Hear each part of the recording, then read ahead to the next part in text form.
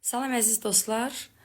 Rusiyada yaşayan Azərbaycanlıların diqqətinə çatdırmaq istəyirəm ki, Şərifov Vəfa haqqında Rusiyada cinayət işi açdırmışam, şikayət ərizəsi əsasında. Hüquqi müstəvidə gəlib cavab verəcək, qolları qandallanacaq və ona görə sizi uyardım ki, bu prosedur qaydalar 2 ay, 3 ay yarım təqribi çəkdikdən sonra sizin behləriniz batada bilər, toyunuza gəlib çıxmama ehtimalı çox yüksəkdir. Ona görə indidən yüz ölçün bir biçin. Və Şərifov Vəfa səninlə görüşəcək. Bax, bu cümləmi yadında saxla. Onda sənə indi tırka verənlər sənin yanında ola bilməyəcəklər. Orada bir Hacı Şakir şampunun belə instruksiyasını göstərirsən, yenə cəmaatın başını yozmaq istəyirsən. Ay Şərifov Vəfa, o qədər loxu-loxlamısan ki, insanları da elə bilirsən ki, elə o feizdir, füyüzdür, nədir, elə bilirsən odur, başlarını yozacaqsan. Yemədik. Onu belə fırlatmaqla deyil, o şampun instruksiyası da Hacı Şakir şampununun. Və deyirsən ki, ərimdən ayrıldım. Olmayan ərdən aycamad, nətər ayrılırlar. Onda o dediyin kişi Elviran nə idi? Qanunda hələ yenə də deyirəm, bax hələ sən bilmədin ki, bu kafana soxmadın ki, bu Azərbaycan qanununda bir kişinin bir arvadı ola bilər. O birlər fahişəsi adlanır. O dediyin kişinin də gözəl göçək arvadı var, Elvira xanım. Şad xürrəm, evli evinə dönər. Gördün kişi sənə sahib çıxmadı.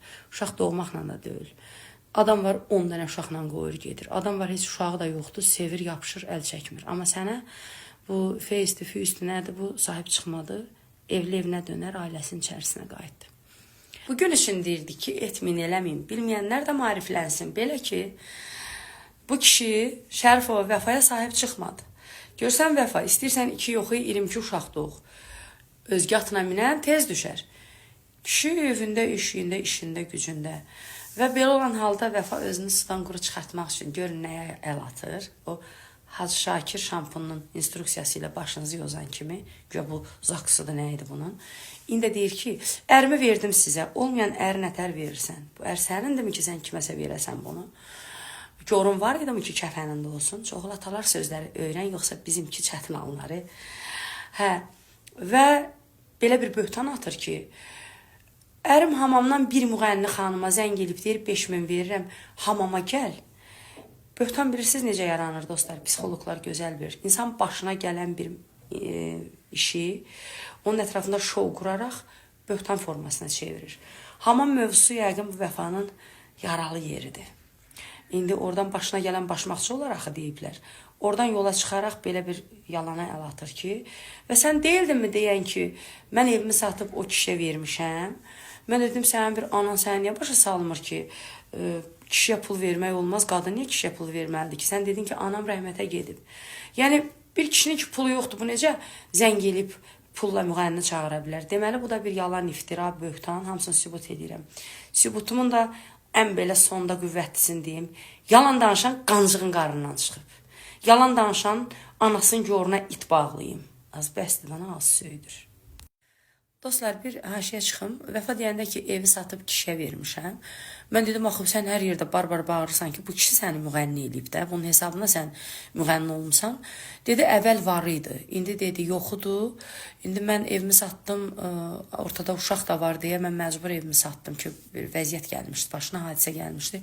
O vəziyyətdən çıxsın, sonra özünü düzəldər, mənim pulumu qaytarır. Yəni, o vəziyyətə düşən bir adam zaten 5000 verib bir müğənni çağırtıra bilməz. Bu iftiradır, böhtandır, böhtandan başqa heç nə deyil. Dedim, bunu biləsiz.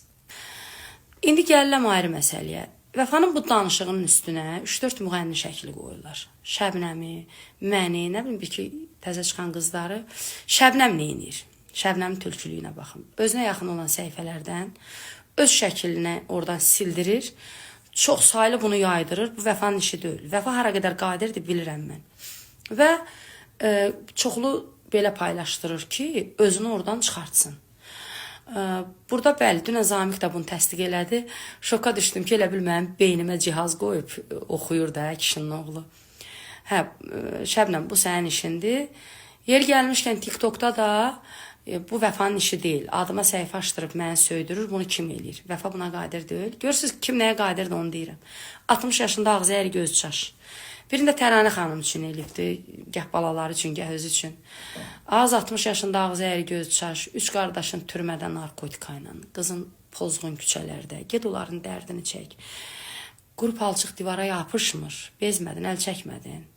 İndi sənin gecədən səhərə qədər mənim əleyhimə kimlə yazıbsa, onlara layiq qoyduğunu da paylaşacağım. Uğraşırsan, qoca arvadsan, get nəvələrinlə, nəticənlə ol. Və gəlirəm nəyə? Bir iki kommentə də cavab verəcəm, amma Tolik dünən verilişində bir səhv cümlə işlədib ki, gülə-gülə indi güya öz aləmində zarafat yana deyir ki, ay Afət, sənin dilinin bəlasından oğlun xaricdə yaşayır. Tolik onda sənin anan kimin dilinin bəlasından, sənin dilinin bəlasından xaricdə yaşayır. Yəni bu savadsız cümlədir, mən o cümləni sənə yaraşdırmadım. İndi yəqin nəsə də hərdən verilişdə elə hər dəfə fikirləşib danışmalı deyilsən ki, belə də olur, onu elə yozuram. Mənim oğlum hal-hazırda alimlik oxuyur. Oxuyub bitirdikdən sonra da vətəninə layiqli mütəxəssis kimi geri dönüb işləyəcək inşallah ki. Gəlirəm kommentlərə. Kommentin biri diqqətimi çəkib, mənə yazıb ki, sən paxılsan, biz doğanlara deyir, paxıllıq edirsən ki, sən doğa bilmirsən. Ay balam, əvvəla mən biz doğmaram. Mən doğmuşam, qanuni doğmuşam, özdə peçat doğmuşam, düppədüz alim doğmuşam. Lal doğmamışam, kar doğmamışam, alim. Lallardan, karlardan üzr istəyirəm, təhqir üçün demirəm onu. Yəni, hərəni Allah bir cür yaradır. Şərif və Vəfa, sənə yaxın ətrafın yalandan vəddlər verir. Ay belə olacaq, ay el olacaq, ay. Görsən, 2 il keçib, heç nə də olmayıb. Heç nə də olası deyil. Amma bilsən nə olacaq? Qanunla, sən qanunla Rusiyada həbs olunacaqsan, qolların qandallanacaq. Yaşayarıq, görərik.